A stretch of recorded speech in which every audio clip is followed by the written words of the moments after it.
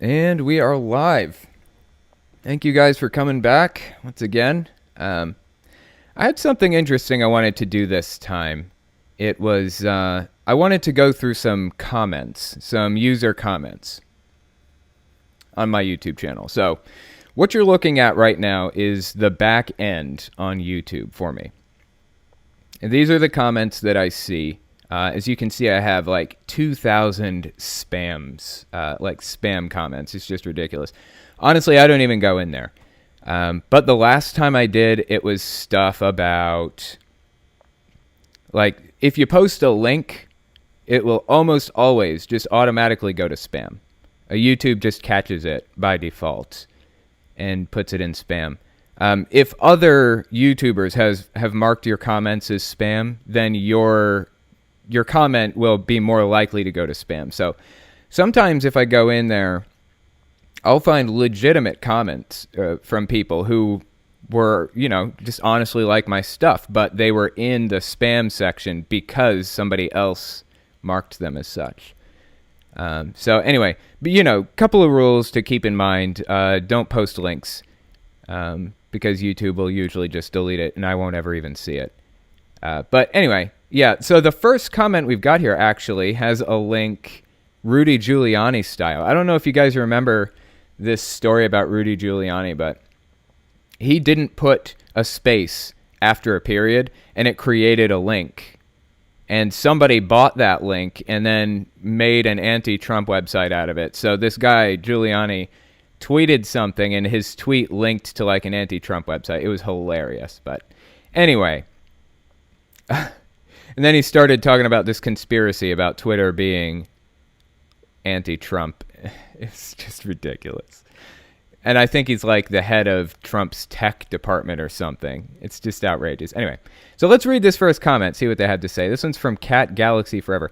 Actually, you know what? Let me refresh the page so we can get to the top. There is a comment I saw in here earlier that I want to address with you guys. So we'll go until we get there, and then we'll keep going. So Cat Galaxy Forever says, I just want to say you've helped me get through some tough times. You helped me because...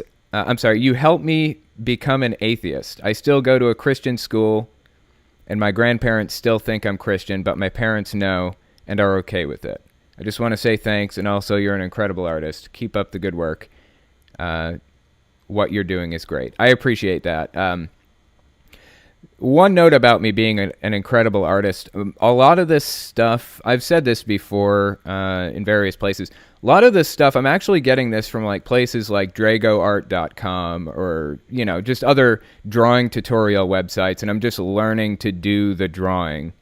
I'm just kind of wireframing it and then doing the line art and recording myself while I do the line art. That's what I'm doing. So, I don't know. I don't really consider myself an amazing artist. I mean, I do like to draw and stuff, but I've seen some really amazing art from some people, so I hesitate to call myself that. But I do appreciate you leaving that comment. That's awesome. Would you murder your daughter for another day of Christmas? Yes. I say that knowing she's upstairs and possibly listening. Yes, I would for one more day of Christmas. Just kidding. Love you, baby.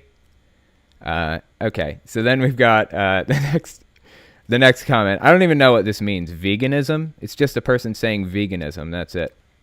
Everything in life can be considered a cult according to your criteria. You really don't know what you're talking about. Is that so? According to my criteria. Interesting that they say that. My criteria are the criteria that the psychology community widely accepts. The BITE model is widely accepted. And it's very specific criteria. It isn't just something I came up with just off the top of my head. This is stuff that Stephen Hassan and lots of other people have been working on for a long time. And like I said the other day, at some point, I said, I'm just standing on Stephen Hassan's shoulders. I'm nobody special. I don't know that I'd even consider myself an expert in this. I just know the material really, really well. I'm just standing on this guy's shoulders. He really is, amazing at what he does. So anyways, this next the person who said, I don't know what I'm talking about, said in another comment, how is Mormonism a cult? I feel like I've addressed that pretty well in my full bite model breakdown, which was I actually released recently. I think in the past like few weeks or something I released that. Let's see, Rebecca Nunez, I think that's Nunez, says, I feel like if I asked a Jehovah's Witness about their leader, quote unquote, they would just say Jehovah and talk about how great he is, not the human men pulling the strings. Won't know till I try, though, I guess. They might actually say Jesus. If you said, who is your leader? They may say Jesus, although they don't view him as a god or anything. They do view him as the head of things, basically, though. So they think that it goes Jehovah, then Jesus, then the governing body, I guess, and then the elders, and then them is kind of the hierarchy there. Then it says, there's another person says, this is the same guy who made Kingdom Hearts Chronicles. Oh, he's... Okay, that was on a Spirit Science video. I wonder if he's talking about... I think the dude's name is Jordan Pierce, the guy who made Spirit Science. That isn't his real name. That's kind of the name he made up, from my understanding. But I wonder if that's who he's talking about. Did he make Kingdom Hearts Chronicles? That would be weird. Interesting, though. And then I get somebody named Aaron Clark says, you're so humble. He may be the expert, but you do an amazing job interpreting his works and using them to help us understand what a cult is. Thanks for the video. Much love. Hearty kissy face. That's so nice. I appreciate that. Really. That's awesome. I really love you guys. Like, you guys are so awesome. All of you. Every single one of you. Except the dicks. I don't like the dicks. But everybody else is cool. So let's see. I was looking for one specific comment. Let me see if I can find it real quick. It's missing. Okay, here it is. All right.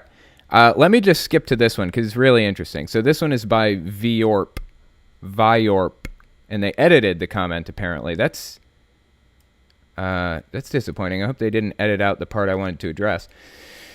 It says, not to be a dick, but this seems extremely manipulative. You use advanced psychological techniques, speech patterns, and practiced lines to indoctrinate someone into a mindset you believe to be the correct one. This is on my How to Deprogram a Religious Extremist video.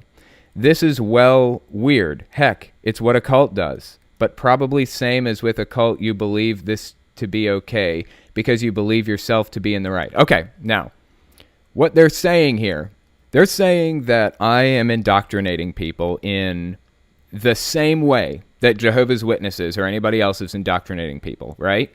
It's interesting that they brought that up, and I feel like this is an important point that I should really cover on my main channel too. In fact, I'm going to. But for the moment, we're going to take a look at something else that he created. It's called the influence continuum. So here's the thing. Everybody is constantly being manipulated and influenced 24/7. We're being influenced by ads on YouTube and on TV. I'm influencing you guys every time I talk. You know, you hear me say something and you go off and do something else, and that sticks in your head and maybe changes a choice that you make. Everybody is always influencing everybody else. That's the nature of being alive and interacting with people, right? So what is different? What is wrong about Jehovah's Witnesses doing it that's not wrong when I do it? What is the difference? What's wrong about Jehovah's Witnesses doing it when it's not wrong for your friend to influence you to go to Red Lobster instead of Outback Steakhouse or something? So Stephen Hassan wrote The Influence Continuum, and there are 3 sections on it: for individuals, for leaders, and for organizations and relationships, okay? So we'll start out. There are 2 types of influence. There's constructive and healthy, and there's destructive and unhealthy, right? So for individuals, under destructive and unhealthy influence, you've got trying to impose a false identity on somebody. You're giving them conditional love. If they don't do something that you want, then you withhold your love. They have a set of ideas and beliefs and doctrine that you're supposed to believe in. Let's see. You've got solemnity, fear, and guilt. They use those things to force you into a certain state of mind, to try to force you to put on this mask, this personality, right? This persona. And they promote dependency and obedience. That's what harmful, destructive, unhealthy influence is on an individual basis. Now, here's the constructive, healthy version of influence. You promote the authentic self. You promote unconditional love. So cults will commonly say, you know what, everybody has conditional love. If your son became a murderer, then you wouldn't talk to him or something like that. They use that to defend their actions of the action of withholding their love for something that's absolutely unreasonable. They're using it as a weapon. They're trying to form your personality into something they want it to be, right? If you truly love somebody, if you truly care about somebody, you should be displaying that whether they have this specific personality that you want them to have or not. You're okay with them having an authentic self. Instead of deciding how they should act or what they should believe based on doctrine and writings, you tell them they should decide what to believe and how to act based on their conscience. That's the difference between constructive and destructive influence on an individual level. We've got creativity and humor versus solemnity, fear, and guilt. We've got free will and critical thinking versus dependency and obedience. So free will and critical thinking, promoting those things, that's positive influence. That's constructive. That's helping. It's a good thing. So that was for individuals. This one is for leaders. We've got narcissistic or psychopathic versus psychologically healthy. We've got elitist or grandiose versus knows their own limits. We've got power hungry versus empowers individuals. So if the leader is power hungry, instead of trying to empower individuals, you know they're probably using their influence for nefarious reasons. Or it's dangerous. It's not constructive. It's not healthy. If they're being secretive and deceptive, or if they have been, versus being trustworthy, it's questionable. It's probably destructive influence, destructive behavior. If they claim absolute authority versus being accountable, it's a problem. So just to apply some of these to myself versus Jehovah's Witnesses. Let's see. I have said time and time again that I am accountable to people. I want the YouTube community to call me out, and I call them out too if they do something that I disagree with. Like if Genetically Modified Skeptic does something with which I disagree, or Holy Kool-Aid, or any of them. They haven't called me out yet, but if they do, I will accept that. I get people in my comments all the time saying I messed this thing up or that thing. In fact, I released a video recently where I said 12 million Jews died in World War II, when actually it was 12 million people. It was 6 million Jews. And as a result, I pinned a comment with the correction and added it to the description. There's accountability. With Jehovah's Witnesses, there's no accountability because God is their leader and God is never wrong. They're obviously secretive and deceptive. They're creating channels through which they can communicate with their members that the public does not see or wouldn't normally see. Let's see, elitist and grandiose, narcissistic and psychopathic. I think the leaders of Jehovah's Witnesses are probably a little bit less those things, like to a lesser degree than other cults. For example, Scientology, you see that in the leadership, like clear as day. But it is there. It's there in Jehovah's Witnesses too. So then you've got on an organizational level, on the influence continuum, you've got authoritarian structure versus checks and balances, deceptive or manipulative versus informed consent. They're trying to create clones of people versus individuality or diversity. I was just talking about this on the Extremist Literature podcast the other night, last night actually, where the whole chapter, like chapter 9, is all about having unified beliefs. All Jehovah's Witnesses have to have unified beliefs, right? That is them trying to clone people. That's them trying to get everybody to feel the same way. And if you don't, they kick you out and they take your family members away. That is destructive, unhealthy influence. Versus individuality and diversity. Let's see, the next one is ends justify the means versus means create the end. So ends justify the means is a really good example of, theocratic warfare. That's the word I was looking for. Or what's the Scientology version of that? It's, I can't remember it. If somebody wants to put it in the chat, then I'll mention it. I cannot remember it for the life of me. But theocratic warfare is basically the idea that you can lie and cheat and steal and manipulate whatever it takes to protect God's organization. Whatever it takes. I mean, you'll do anything.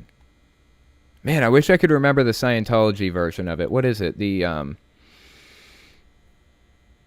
fair game. The fair game doctrine. That's what it is. God, I could not remember that. Scientology has the fair game rule. Anybody is fair game if they oppose the church. That is ends justify the means thinking.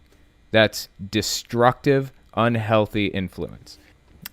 You've got preserving their own power versus encouraging growth. You've got no legitimate reason to leave versus you're free to leave. I was in some clubs at various times in my life. I've been in clubs. I mentioned this recently too. I have nothing bad to say about those clubs. They were fine.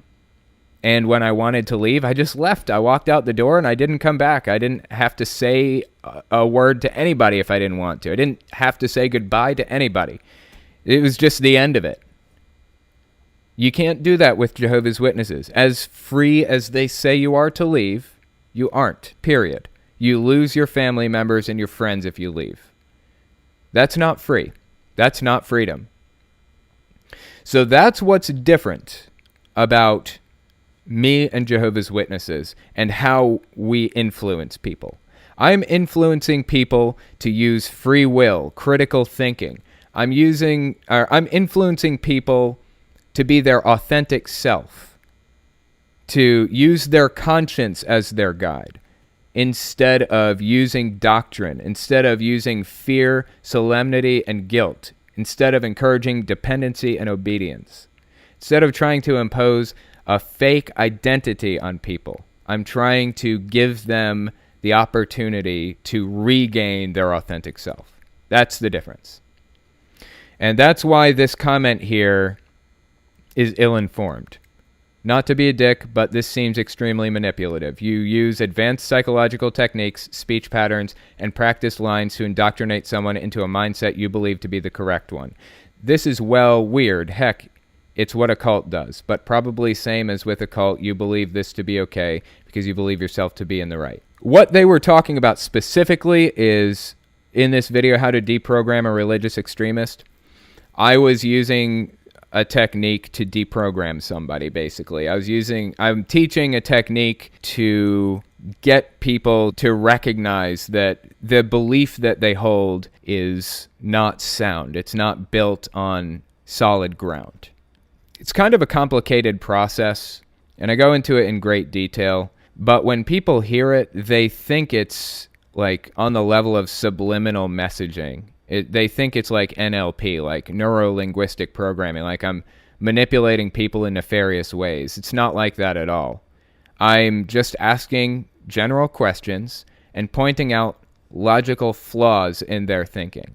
Do you think it's reasonable to believe that this person who has a criminal background is the Messiah? Do you think God would have chosen somebody who had a criminal background? You're going to get just a plethora of cult responses, programmed responses to that stuff. Satan gave him those criminal charges. Like, he didn't deserve those criminal charges and all kinds of stuff. And it's just stepping through their claims one by one, critically examining them in a non-confrontational way. That's what I'm doing. I'm not imposing a belief system on anybody in that video. I'm asking questions generally, calmly, and non-confrontationally. That's the difference. Potato, did you have some questions for me by chance? For sure, yeah, we've got questions. Okay. We've got first up from QF1. Does a straw have 2 holes or 1? Interesting question. Does a straw have 2 holes or 1? It has 1 hole that goes all the way through it. There you go. Okay, we've also got from Daddy Chaos. Do you fear you're going to burn out? That's a really good question. Right now, no. I don't feel like I'm going to burn out, but I've seen too many YouTubers burn out. For example, The Amazing Atheist has been on the platform. I pick him because he's been on the platform for like really, really long time, since like YouTube's inception or something.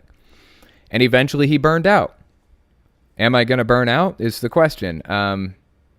Yes, eventually I will. So I'm trying to take steps now that will extend the amount of time I have on YouTube before I burn out. Because right now I am at the height of my YouTube career. I love doing this. This is my favorite thing in the world to do this. I just consider myself so lucky to be able to do this for a living, that I can talk about cults and mind control and help people out of it. And I just could not be luckier, But at some point I'm going to get sick of editing videos and all of that stuff. So yeah, I'm trying to take steps to make sure that it's not, that I don't burn out too quickly. Like I'm trying to outsource some of the work, trying to get people to do some of the research for me, trying to get some of the editing done with somebody else. Just steps here and there, cutting out unnecessary work where I can so that I extend that amount of time. Anyway, did you have another question? Sure. I've got from Greenland Ball. Do you know or are you learning another language? I don't know any other languages, like any other spoken languages, and I assume that's the thing you're talking about, but being an ex-software engineer, I have to point out that I know lots of programming languages, and, I've been programming since I was little, so that probably doesn't count, though. I've got from Dr. Mr. Jew. Should people assimilate into society, or should people keep their religion and culture? Should people assimilate or should they keep their religion and culture? That's an interesting question. I think that there's an answer that can be had that is objectively more correct than the other. I don't know which it is, and it really depends on the culture in which you live or the area in which you live. Generally, I think that keeping culture is a good thing, keeping your roots, but the more differences there are between you and the people around you, the more distant you're going to feel from them, and the harder it's going to be to assimilate and get along with them and be a part of that society. So it's a complicated balance. I don't know where it falls exactly, but I feel like if we did enough studies and things like that, we could probably get an objective answer, at least for the U.S. So I can't speak to it personally. We've got from Gingis, your local ginger. If you could live anywhere in the world, where would it be? Just blowing through these questions tonight. If I could live anywhere in the world, where would it be? I honestly like the laws in America a lot.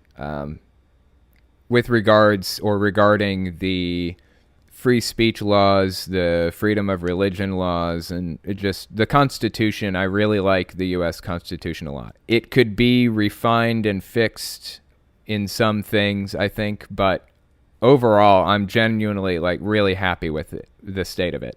There are some areas like Canada and France that do not have free speech laws like the U.S. does, and that's kind of a shock to me. It's like, I don't know, it's just weird to think that people are not as free to say what they want, free from government prosecution to say what they want as we are here. But I don't know, it just depends. Like if we're talking climate, I guess I want somewhere snowy, so I'd want to move somewhere north, probably Canada or maybe even Seattle, Washington, or Alaska or something like that. That would be pretty cool.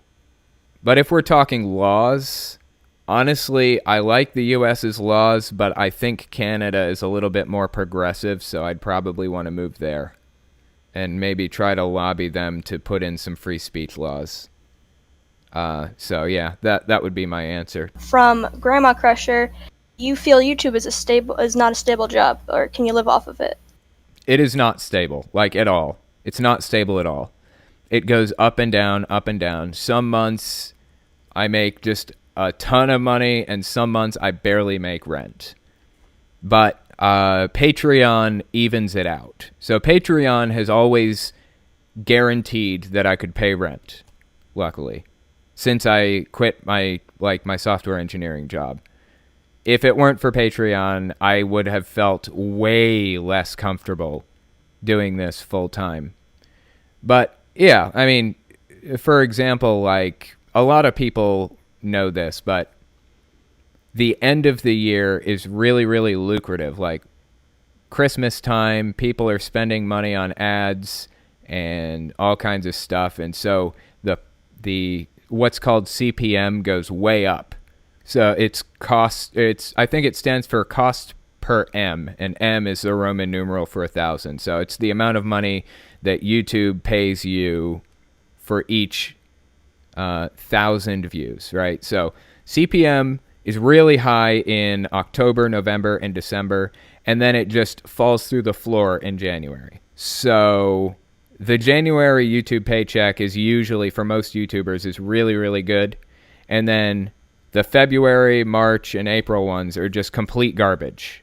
And then it kind of evens out. I don't know. It's a really complicated thing. You have to balance it and be really good at budgeting and stuff to be able to do it at all. But I'm making it. Like I said, thanks to Patreon, I am making it.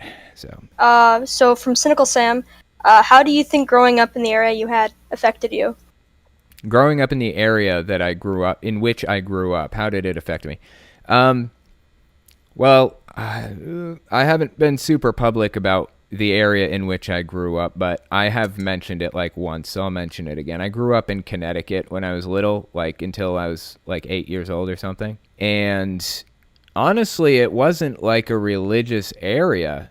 It's just a few hours from New York City and a bunch of other big areas. It just wasn't really religious. It was just that my mom,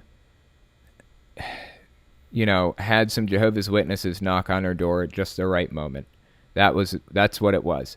But eventually I moved to West Virginia and grew up here, and it was pretty isolated from lots of other people. Like, it was isolated from big areas. I lived in a small area when I was little. And as a result of that, Jehovah's Witnesses isolate their members anyways. Can't really have worldly friends anyways. So the only choice I had was to be friends with the Jehovah's Witnesses or have no friends at all. And there were not really many Jehovah's Witnesses my age in the first place, like a couple of them in the Kingdom Hall. So yeah, my area definitely did affect it, but not in the way that one would think. But anyway, do you have one more? Sure. We've got from QF Glenn, how's Alpha Force Zero? She is doing awesome. It's her birthday tomorrow, and she is upstairs frantically trying to get to sleep so she can wake up as early as possible to get that present. So, unfortunately, I don't know if she's actually asleep right now or not, and so I don't want to say what the present is just in case she's awake. But suffice to say, it's going to be awesome, and she will like it a great deal. So I figure we can move into guests. The first guest I have listed here is Scov XLM. Are you there? Can you hear me? Testing? No, I can't hear you. What? Oh, yeah, zing. What's going on? Just the normal shit, What's going on? Oh, not too much. We haven't talked in here before, have we? Shit, no, we haven't. I don't think we've talked together ever. So, what religion were you originally? Are you still religious, or? Let me just sort of give like a short recap. Sure. So, this goes back to like my grade school. first through fifth grade, I went through public public school. Yeah. Then from sixth grade, I got pushed into a private Christian high school. If I had to put a denomination on it, I would say evangelical. Okay, interesting. So and that was so you were in like you said a grade school that was super religious, super Christian, right? Yeah, Okay. yeah. It was. I mean, I gotta say, regardless of the religious dogma, the just going through the education itself was bar none. It was Right. like we had chemistry, all that. Really, it was pretty good education, Yeah, Huh. but I was shit as chemistry. Fucking, I hated that shit. right? That's fucking. I could not. God, it was. Fucking I went hard for to follow. chemistry for like a little while. Like I went to college for it for like a year, and then I switched to psychology. But Yeah, but here was the thing. Like we were taught everything under the Bible. We still had our worship sessions. We still had people speaking in tongues. Arms up in the air, just slain in the spirit, sort of thing. Like all that. But it still had like its high end teachings. Just like these people were like dedicated to their fields. Like chemistry teacher was just taught in that field. right, Even though they had to teach from these religious textbooks, they still taught us, far above anything that anybody in the public school sector would teach. right. Yeah. That's So pretty I gotta interesting. give them that. So you feel like your education was pretty good then, with I got to give it, comparatively speaking, yes. But I don't know. I didn't go through the public high school speaking, so I can't really fully compare the two. right. Well, I went to public school for a little while, and then I ended up going to, then I ended up homeschooling, but I didn't Yeah. really do anything in homeschooling. I just ended up going back to public school. And honestly, I was okay with most of my public school education, except for some things like sex ed was not fantastic, but I mean, I made it through. Yeah, that was the same thing we were taught, and there was just these odd quirks that I sort of undertook. I don't know, my deviation from the sect of religion that I was in was step by step. Like, okay, so I was in like gym class, and I stole second base during like a kickball match, and the base like kicked when I dove for it, the base fucking skipped my step, and they called me out, and I said under my breath, "God damn it!" And the religious gym teacher caught this. Oh, Right. that's not good. Oh, and she started to berate me in front of the whole class, and from like that day on, I'm like, I don't want to be anything like these people. Right? That is not Yep. good. So what happened? Like, they didn't kick you out, did they? Something? No, fuck no. They just needed the berated money, you. Yeah, they berated That the sucks, fuck out man. of me. Yeah, that was like the only time I ever got detention this entire time. Like, for like the entire 6 years thereafter. That's crazy. Did you go and- for like your whole career in Like- school or whatever? From like 6th grade to high school graduation. That was, I just bore through it. I was like, fuck it, I'm just going to push through this. Yeah.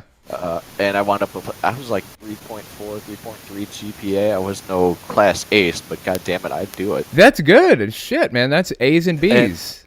Yeah, exactly. I never quite got straight A's. I fucking came close, but god damn it, I never quite did it. That's not a bad. That's not bad though. That's fucking- something to be proud of, honestly. Anything above 3.0 or up is insanely good. I would say. Yep. And oh god, I want to say, like my big thing was I first got into art was drawing dragons, right? Right.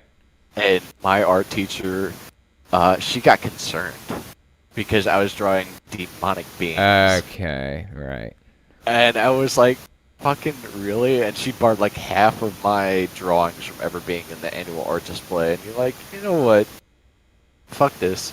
And so I was the type of person that was like, I went full out. I went out on missions. I talked on the streets, and this was like the mean streets of.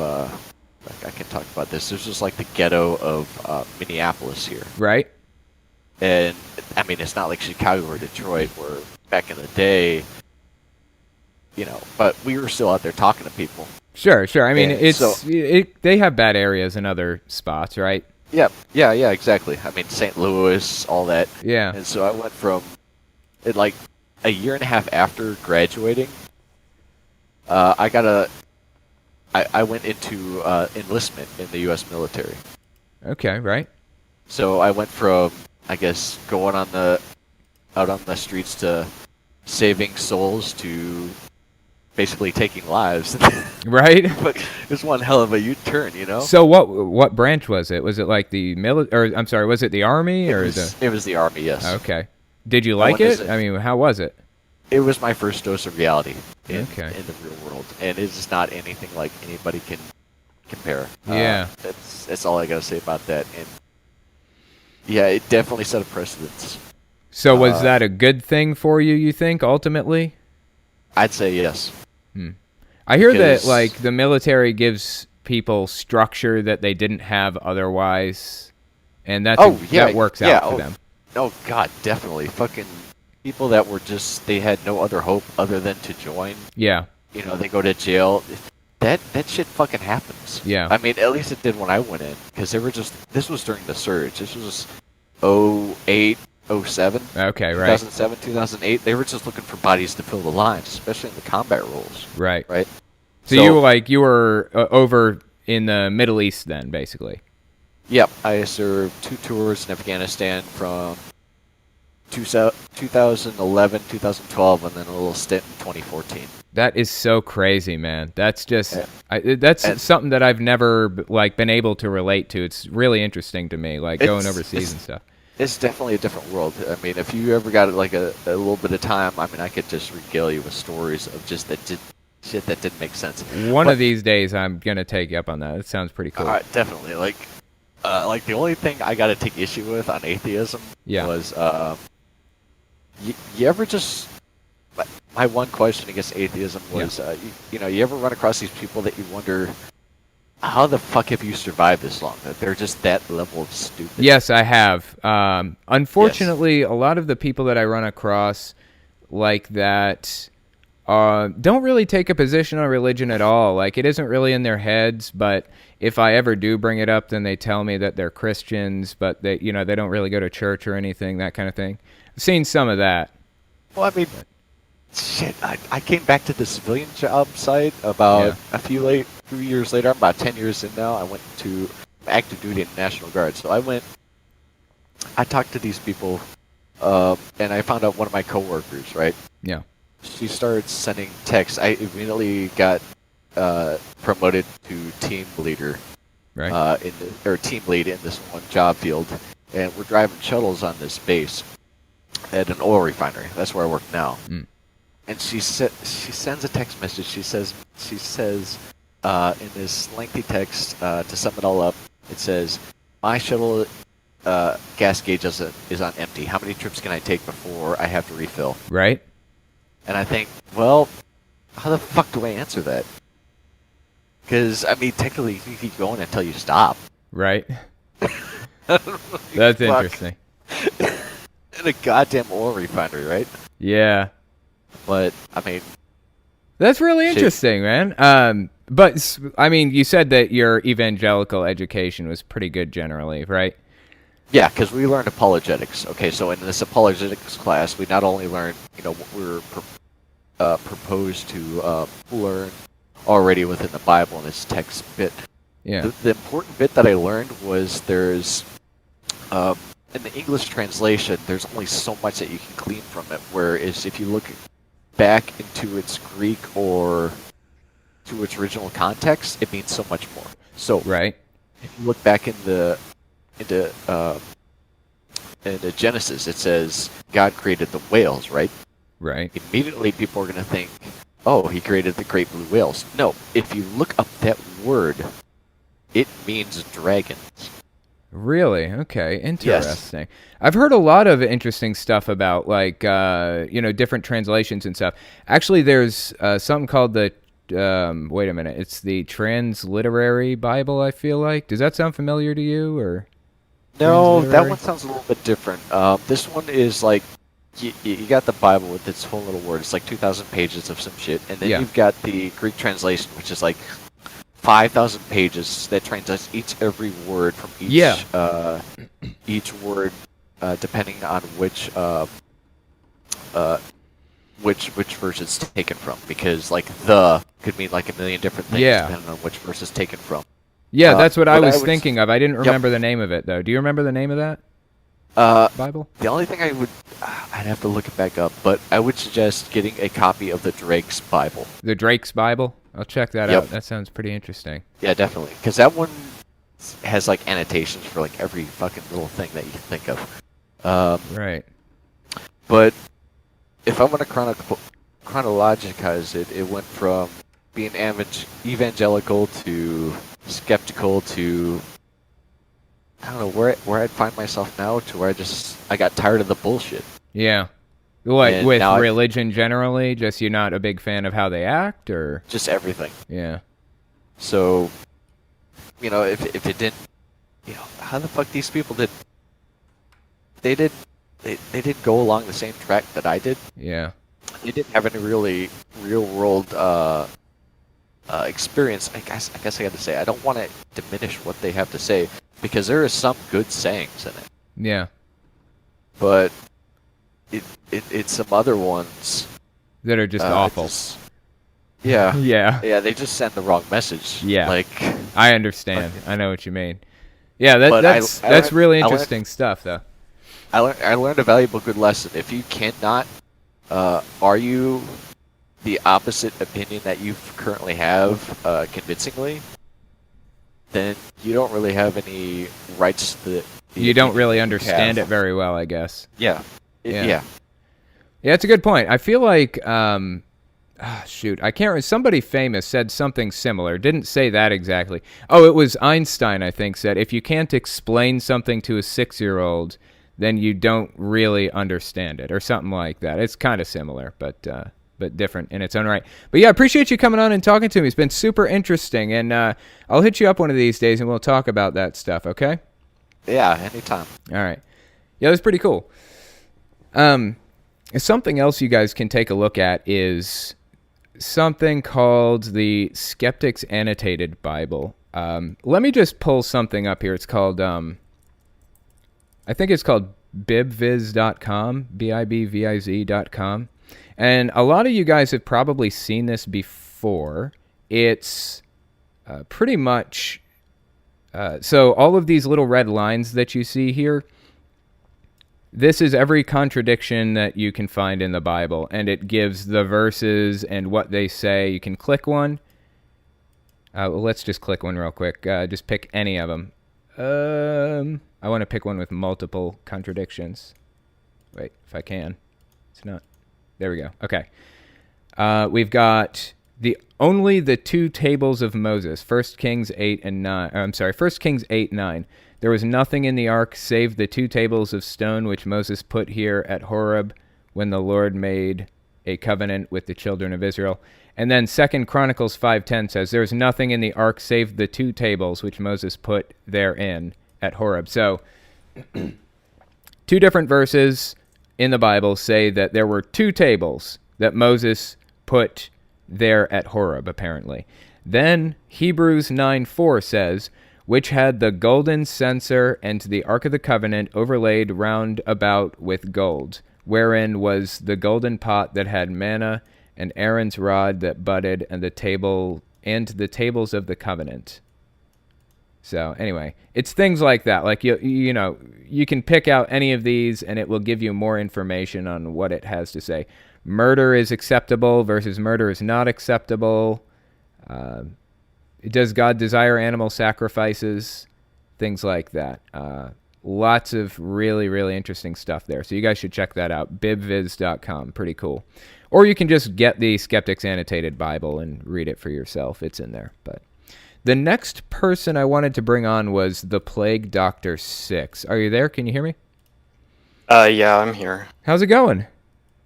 Good. Kind So, of really nervous. oh, it's nothing to be nervous about, really. I swear. I still get nervous though when I talk on like the podcast and stuff. I don't know why. Anyway, so tell me, were you religious originally? Are you still religious, or? I was religious. I was part of the Church of Christ, but Oh, really? The Church of Christ. Interesting. So, what was it like? I understand that the Church of Christ is non-denominational, so it goes from church to church, right? I guess it's non-denominational with like big quotation marks. Right. But yeah, like some of the churches will like have somewhat different things that they do, but for the most part, it's like somewhat the same between all of them. Right. Pretty unified. Yeah.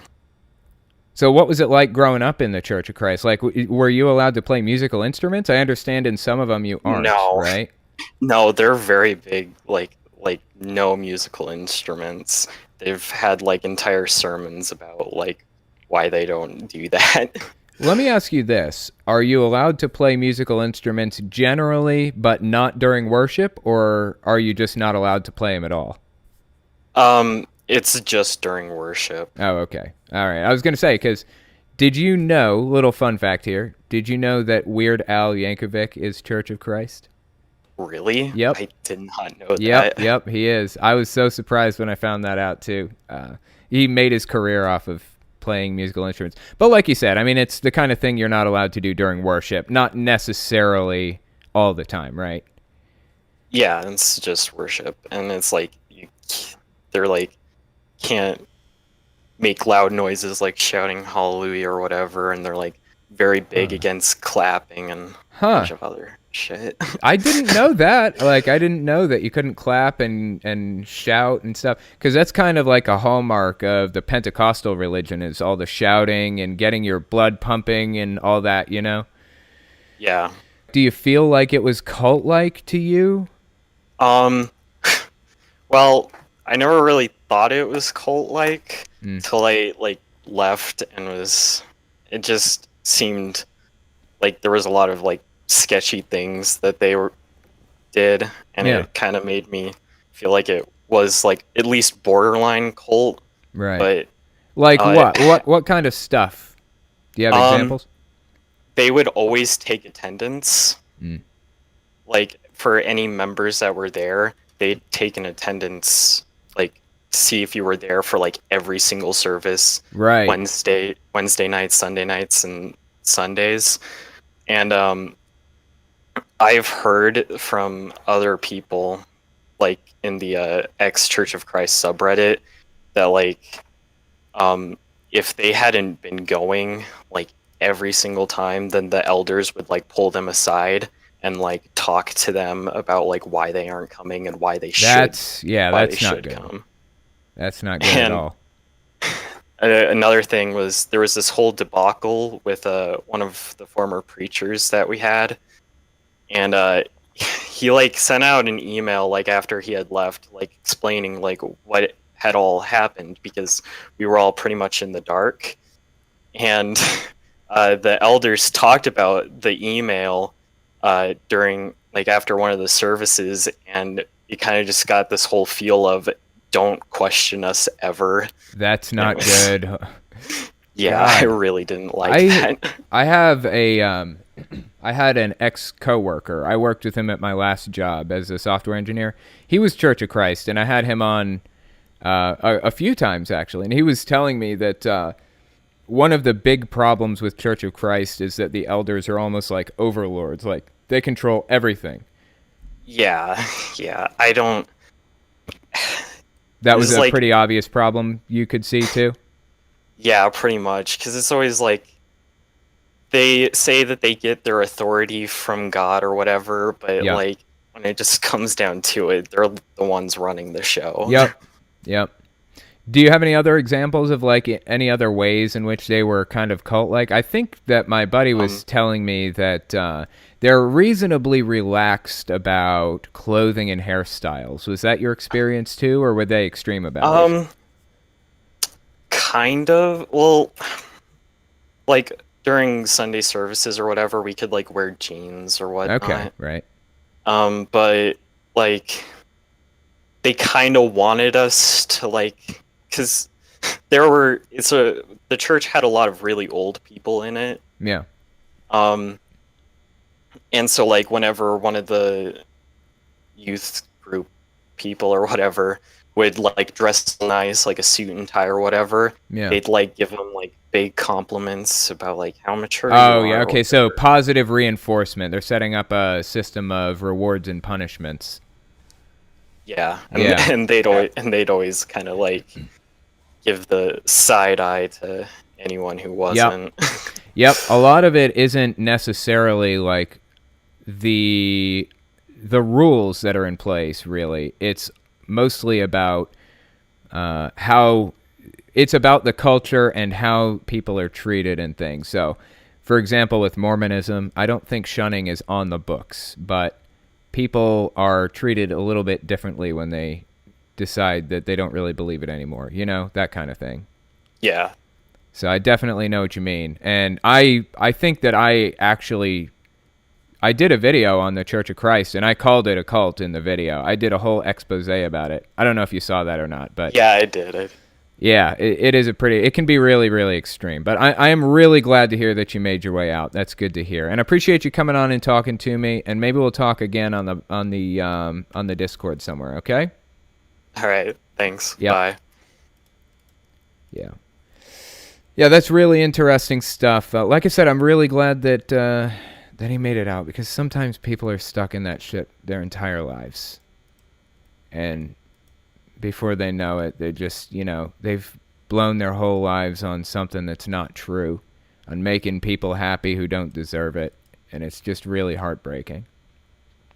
But there was one more guest I wanted to get to, and that is PJ. Wait a minute, let me see if I can find the name. Oh, it's at the very top, of course. Hey, are you there? Can you hear me? Oh, hello. Hello. What was that? Hello. Hey, how's it going? Good. It's good. I see you around the Discord pretty frequently. Actually, I've been in some voice chats with you, haven't I? Yeah, quite a few. I'm pretty regular. Yeah, I've seen you around for a while. So, what religion were you originally? Are you still religious, or? I'm Jewish, kind of. Wait, you're breaking up a little bit there. What was that? No. I'm Jewish. Oh, you're Jewish. Okay, cool. Are you a practicing Jew? Do you still believe it, or are you kind of secular? Secular. Okay, interesting.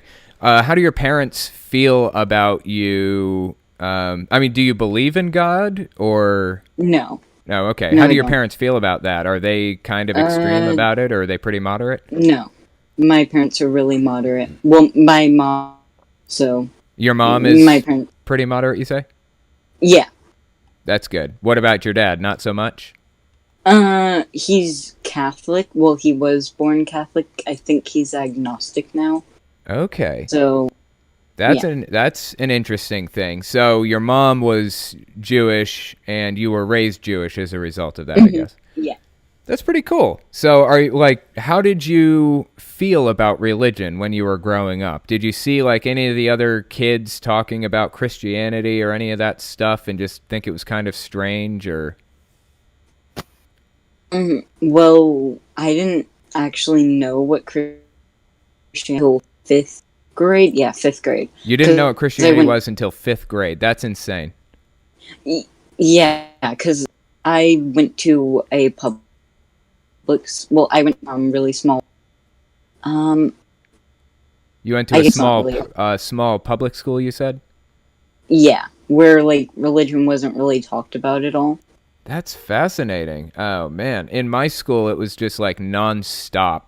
And, honestly, I was kind of part of the problem. Like, I was talking about religion nonstop, too. But, yeah, that's good. I mean, that's a good thing, right? What about, like, for things like the Pledge of Allegiance? Did you say the Pledge of Allegiance and that kind of thing, or? Yeah, yes I did. Okay. I don't know if, probably some people watching saw my interview with Jake from the Bible Reloaded. He was saying he didn't say the pledge when he was little. That kind of blew my mind. Of course, I didn't either, but because I was Jehovah's Witness. But yeah, that's pretty crazy. So how do you feel about religion now? Like, what is your stance on it after having grown up and looking from the outside and everything like this?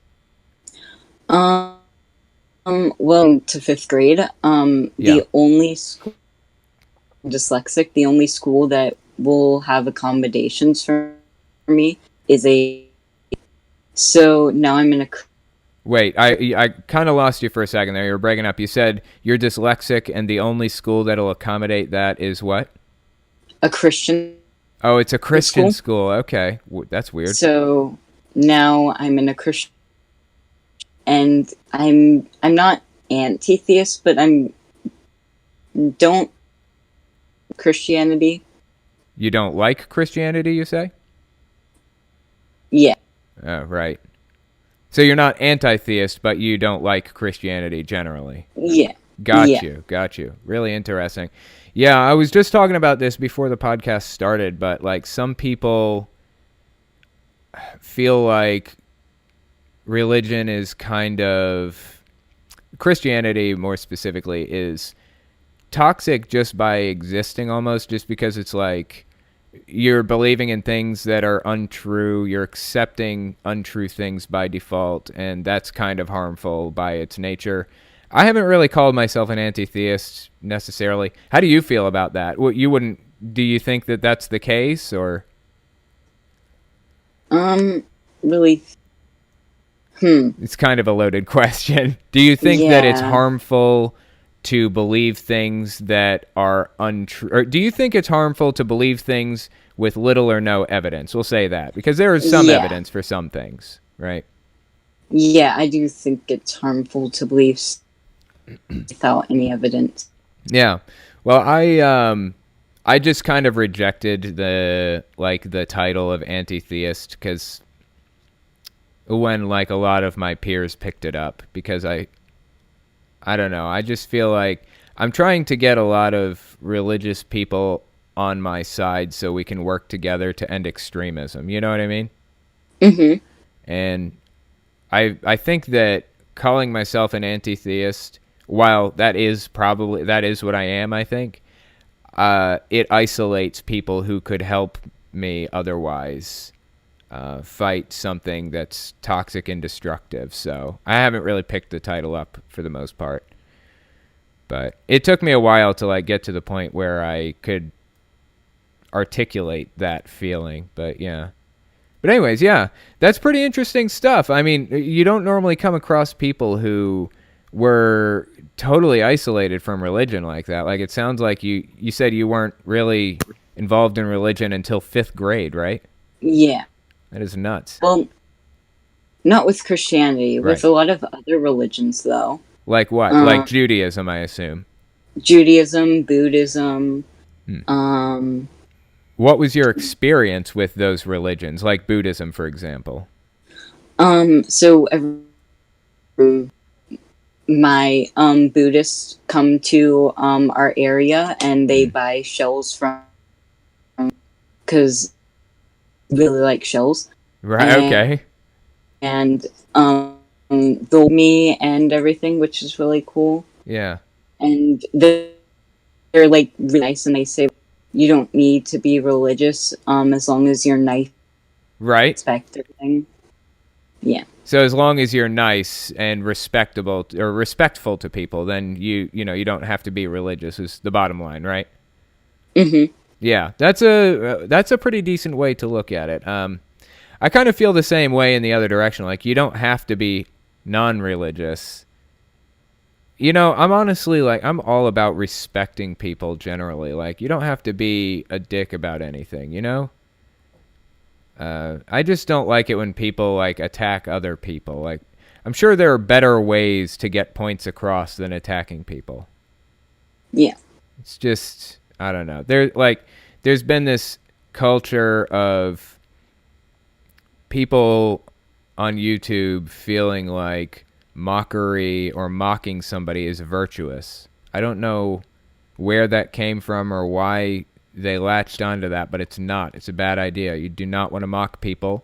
It will lock them into their position even deeper. Don't do that, you know? Yeah. But anyway, yeah, I appreciate you coming on and talking to me. It's been super interesting. That's an interesting story, and I'm sure I'll see you in one of the voice chats pretty soon, okay? Mm-hmm. Yeah. All right, I'll talk to you later on.